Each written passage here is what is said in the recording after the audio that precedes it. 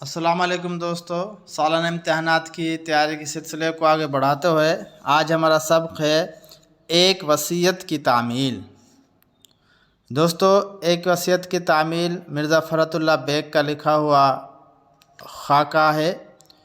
اردو زبان و ادب کے سب سے پہلے خاکہ نگار مرزا فرحت اللہ بیگ ہیں، اور سب سے پہلے خاکہ ڈپٹی نذیر احمد کی کہانی کچھ میری کچھ ان کی زبانی ہے، جو کہ مرزا فرحت اللہ بیگ کا لکھا ہوا ہے۔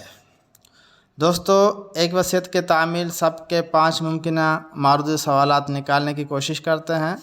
سوال نمبر پہلا ہے، مولوی وحید الدین سلیم عثمانیہ یونیورسٹی حیدرآباد دکن میں کس مضمون کے پروفیسر تھے؟ 3 آپشن ہیں، نمبر 1 فزکس، نمبر 2 عربی، نمبر 3 اردو۔ تو اس کا درست آپشن ہے اردو کے وہ پروفیسر تھے۔ سوال نمبر دوسرا ہے، ایک وصیت کی تعمیل کس صنف نثر میں لکھی ہوئی ہے یا لکھا ہوا ہے؟ تو یہ افسانہ نگاری ہے یا خاکہ نگاری ہے یا مضمون نگاری ہے؟ تو اس کا دوسرا آپشن خاکہ نگاری کی صنف میں لکھا ہوا ہے۔ سوال نمبر تیسرا، ایک وصیت کی تعمیل کے خاکہ نگار کون ہیں؟